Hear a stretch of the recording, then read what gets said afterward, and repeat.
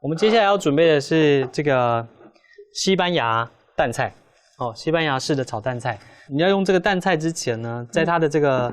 蛋菜的肉的这个结缔组织里面呢，有的会有毛会有这个所谓的海藻，那我们就要把这个海藻先给去除掉像这个海藻，真的耶，他还在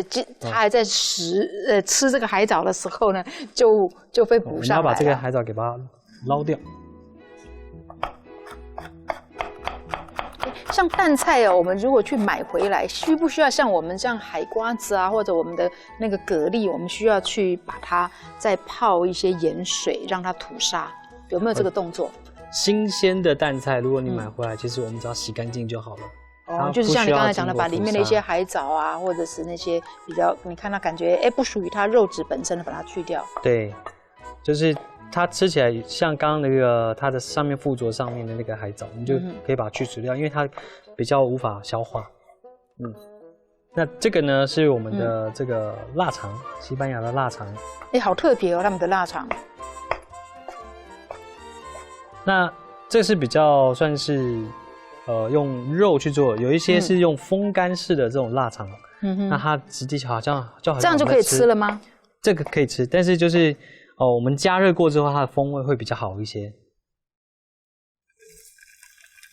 好，一样我们在家里面不疾不徐了冷锅冷油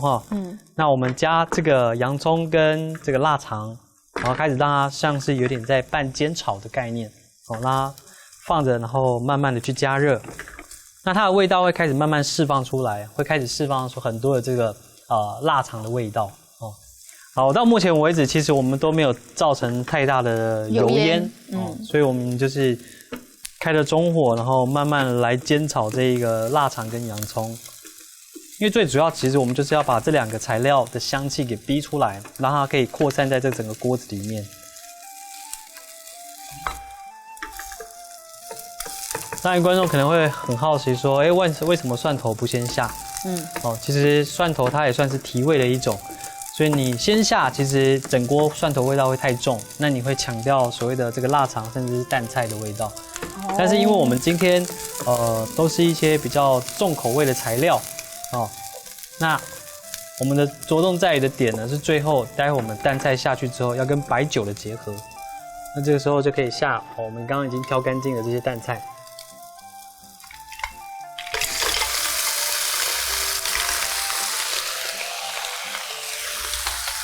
那你下了蛋菜之后呢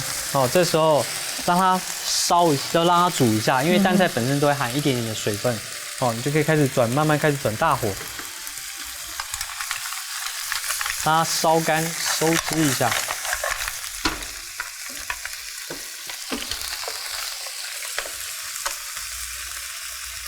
一定要让它把水分整个逼完之后呢，我们再开始要来下白酒。好，这是我们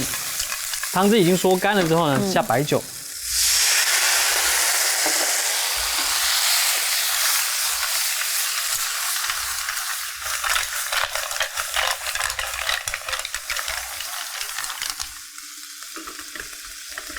然后下我们刚刚的虾子高汤。虾子高汤一下去，你可以闻得到现在整个环境充斥着虾壳的味道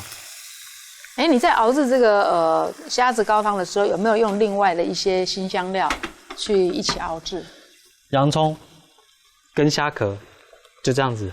但是你要把虾壳烤到有点略焦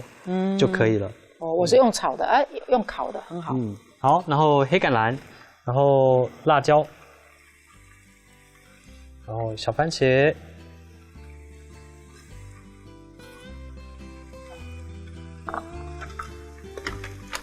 哇，真的很香我觉得白酒的味道还是跟米酒不一样，因为功用真的不一样。你今天如果炒海瓜子，当然就是用米酒啦但是你如果做西式料理的话呢，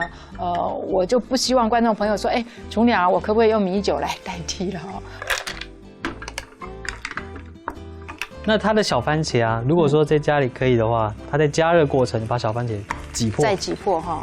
再把它挤压一下。所以辣椒等于进去，我们只是去拌它而已，并没有炒出所谓的真正的辣味。好，九层塔。最后呢，我们要起来的时候呢，我们就是要加一点九层塔下去，然后呢跟橄榄油。那这个时候呢，你可以用橄榄油来去稠化它，这时候你就可以关火。关火的时候你就可以下橄榄油。哇，这个做法也很特别。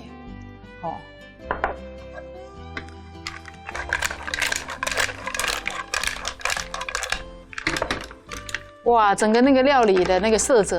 变得很有，这个淡菜马上精神起来了好，对吧？加了橄榄油，你关火之后啊，其实它是有稠化的作用。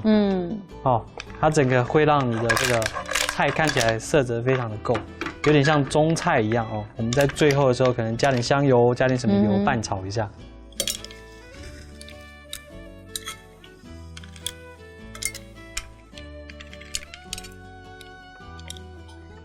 好，所以你看，我们同样一个这个料理的这个盛盘呢，非常非常的重要今天玉刚呢展示给大家呢，是真的是非常高级的手法把这个淡菜呢是把它立起来的，看起来非常有精神，而且是那种开口笑的感觉一般我们炒这个海瓜子的话，谁有时间就把它排成开口笑呢？要么是散落一盘那最后呢，我们让这个一些绿色给我倒是很想吃看看这个西班牙的香肠。没问题，好吃我觉得不输给我们这个中国人、这个华人做的香肠或腊肠